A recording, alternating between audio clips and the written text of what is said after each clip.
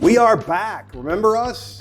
It's the LNP Spring Sports Roundtable, brought to you by, get ready for it, Penn Medicine, Lancaster General Health, Sports Medicine. My name is Mike Gross. I'm hosting this deal.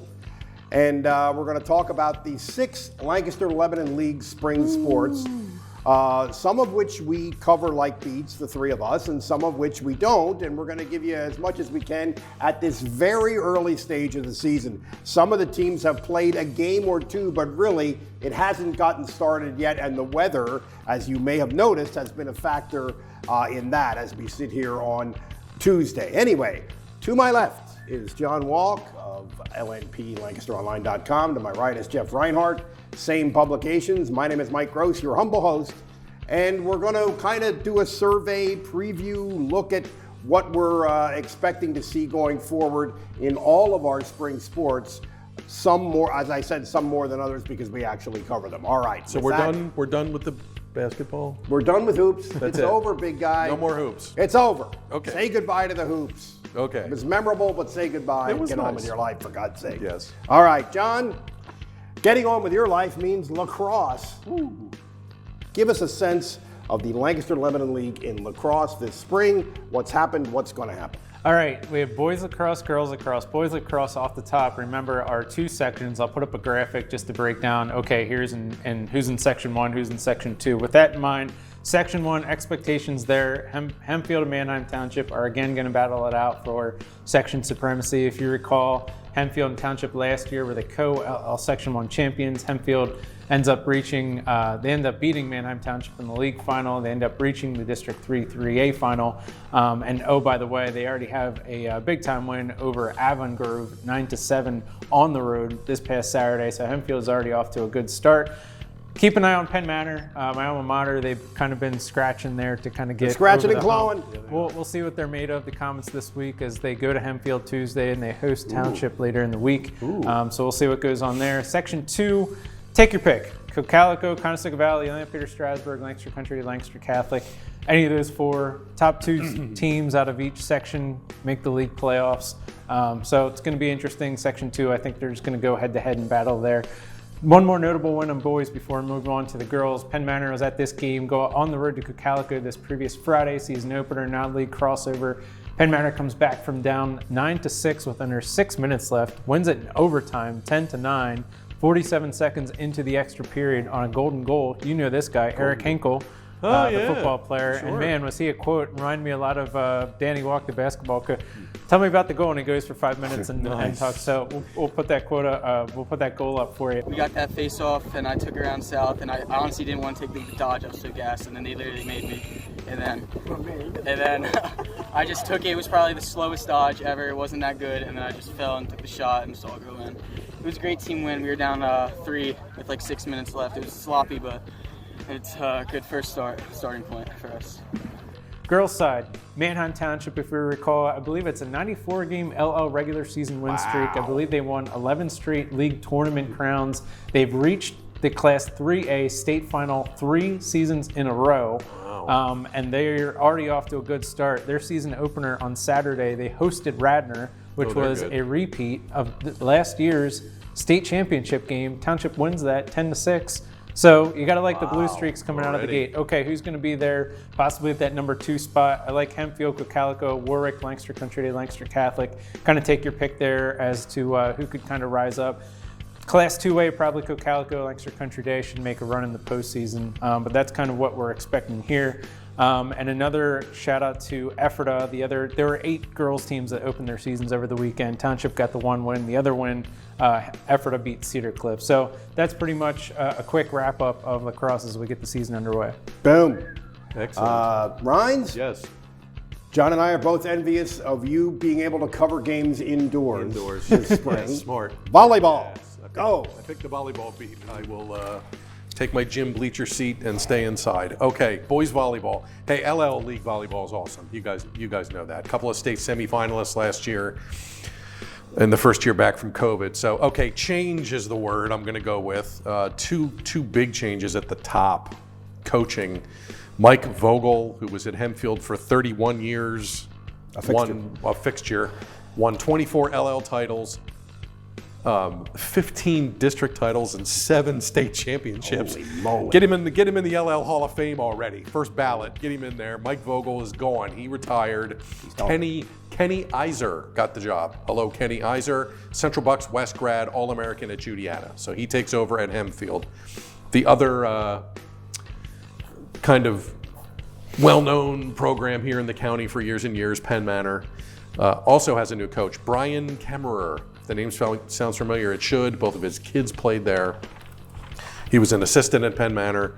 He was an assistant at Lancaster Bible College. So Brian Kemmerer in at Penn Manor, Kenny Iser in at Hempfield. Those are big changes. Okay, Section 1, it's Hempfield's forever. Warwick kind of swooped in and won the title from them a couple of years ago. Hempfield, great start. They won the Joust tournament on Saturday. That's their kickoff tournament, the Joust every year. Good field. Mason North, the libero is back. Caden Bonner, the setter, is back. That's a good start. 2 really good defensive guys in the back. They beat Lower Dauphin, the reigning 2A district champ, in the Joust finals. Warwick will definitely push them. Kyle Charles is back. Really good setter. Had a great freshman season last year. Tall, really tall. Looks like a hitter, but he's a setter. Jacob Lobb is their outside hitter guy, and he's really good. So I expect Hempfield, I expect Warwick to be there in Section 1. Section 2, the story of the year last year for me probably was Garden Spot. They were great. Ben Rutt and crew knocked Manheim Central off his perch in Section 2, went to the LL semis, the district semis, and the state semis. They were great. Tanner Laukoff's back. Tyler Martin's back. Derek Lambert's back. We'll see if Garden Spot can repeat in Section 2 after a great year last year. I expect Manheim Central to be there again. Baron Oostdam, there's a name to remember. He's really good at the net for Manheim Central. And the Barons went to Pittsburgh over the weekend, played in the North Allegheny tournament, which is really good. Like all the best WPIAL boys teams go there. And Central got out of its pool and made it to the quarterfinals. So a good start for the Barons on their road trip. Another team in Section 2 you gotta watch is Lancaster Mennonite. 7 seniors back from a district team last year, including Elijah Laser. And this kid's really good. 6'5", 6'6", one of the good size. St. Francis University recruit, D1, fantastic at the net. He will definitely be one to watch. 4 teams in the state rankings here in week 1, Hempfield and Warwick in triple, Mennonite and Garden Spot in double. Tuesday night, league openers, Mennonite at Garden Spot. So I will be making that trip to New Holland to see that. Other team I wanted to mention, E-Town won the CV tournament on Friday. Just 4 teams that play a little round robin. You should point out in volleyball, a lot of the big stuff, a lot of the barometer stuff happens very early in the year because these weekend tournaments are a big deal. They are a very big deal, and they come in like the first 4 or 5 weeks of the season, like early April, the one at Northeastern and the one at Central York, the Joust at Hempfield. E-Town won the CV tournament over the weekend. One last thing I want to mention, they changed the blasphemy. They changed the LL brackets. It used to be the top 4 teams in each section would make the league playoffs. Now they're just going with the champ and the runner-up. That's it. Semis. And you consider this blasphemy? Well, here's the reason why, real quick. A lot of the teams, like the 4 seed, that would be their only postseason trip. Like an Ephrata or an E-Town, like they would sneak in and grab that 4 seed out of Section 2, not make districts. And that would be their only playoff, like Ephrata girls in basketball this year. Right. Made it to the LL girls final, but didn't make districts. Same thing in volleyball. So sometimes that 4 seed, like it was Penn Manor last year in Section 1, they snuck in, didn't make districts, but they got in the playoffs. So they're only going to the top 2 this year in each section going in. That's on May 13th. Districts start later that week. The state championship match at Penn State is on June 11th. We shall see if an LL team can get there. Should be fun. It's very unusual for a playoff format to shrink. It did. Unless it's about the pandemic in the last couple of years. Yes. That never happens in any sport. Nope. So, yeah. Nope.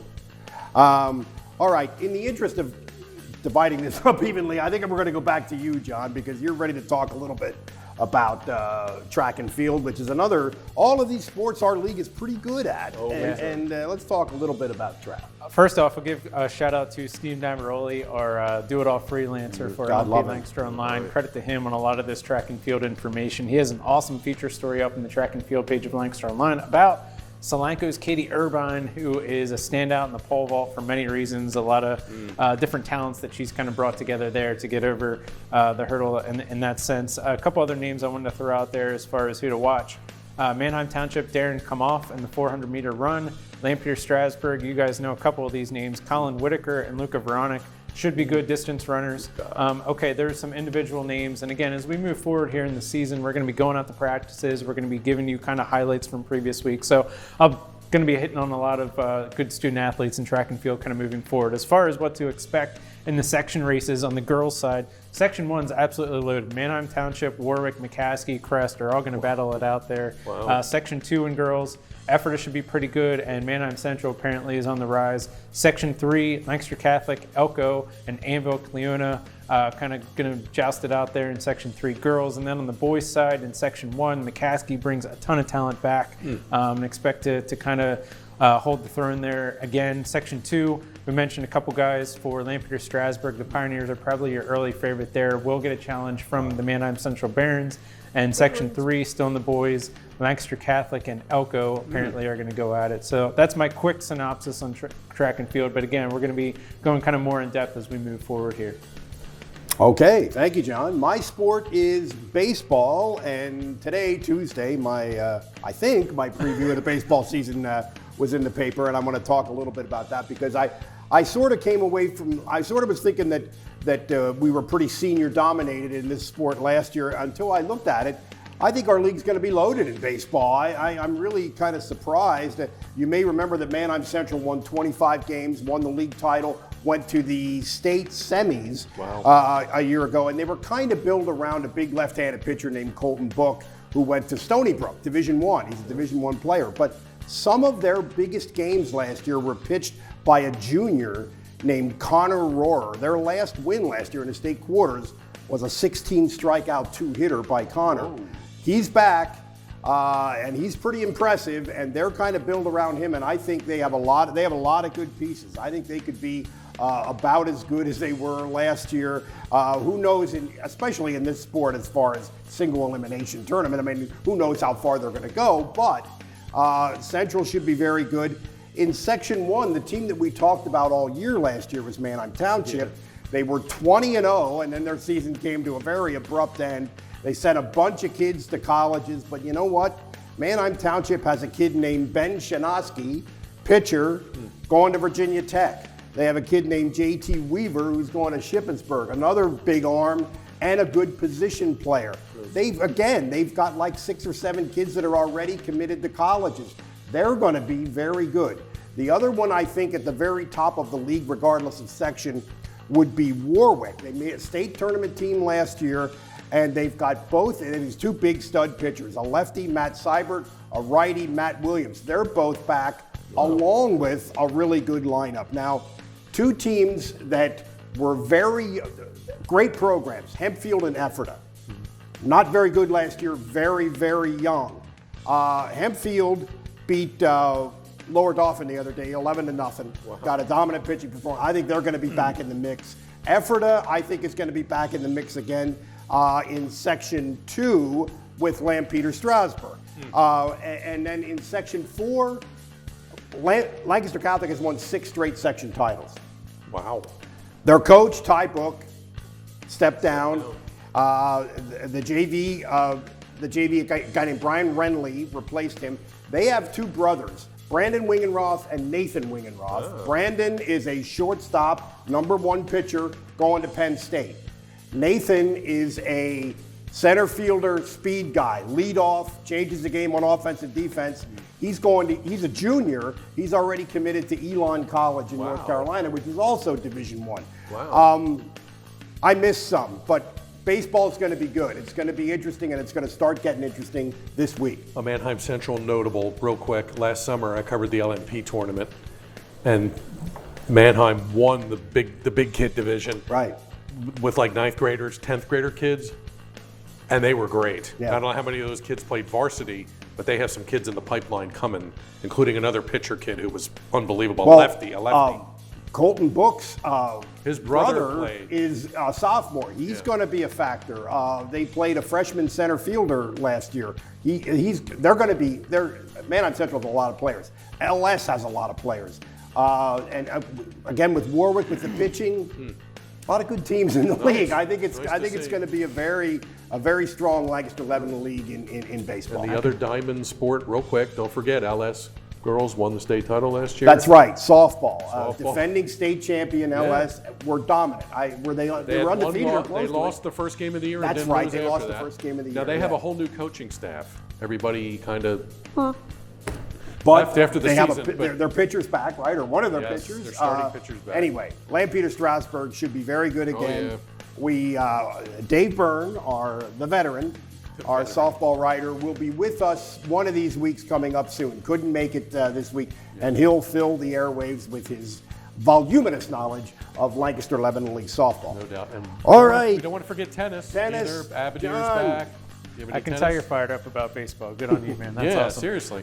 Boys tennis. All right, I'm going to give you guys some names, kind of start off. First off, credit to Phil Glatfelder, who's one of our assistant copy editors and steps up in the fall and spring, helps out covering tennis. So credit to Phil on providing this boys tennis information. I'll give you guys some names to watch out for. One of them you should be very familiar with. Now Abadir at Lancaster Country Day last year was the League 2A, the District 3 2A, and the State 2A champion. Wow. Really good, awesome family. His younger sister, I did a story on her over the summer. She's a rock climber. His grandparents came over from Egypt, which is why he's named Nile after the Nile River. He's just a real, and as good of a player as he is, Wow. he's an equally good person. So he's back in the mix there alongside Fred Bloom. They won 2A doubles last year in leagues. They're going to be back crushing it more than likely again this year. A couple other names. George Brubaker is the #1 at Lancaster Catholic High School. I believe Country Day goes to Lancaster Catholic this Friday, which is notable in the sense that Niall's mom was texting me the other day saying, hey, I don't know if you know this, but Niall and George Brubaker are second cousins, and told me the whole story. Oh, so my gosh. they're going to square off again for the second year in a row coming up later this week. A handful of other names returning All-Stars that I want to mention here. Stefano Billis was an LL All-Star last year at Penn Manor, is now at Warwick. He's expected to be pretty good again this year. Lance and Chase Wilson at Ephrata, they are brothers, and their mom Jody is the head coach of the Mountaineers. Trent McBride returning All-Star at Elizabethtown. Teammates at Cedar Crest, Rocco Shkreli and Charlie Robbins are returning All-Stars.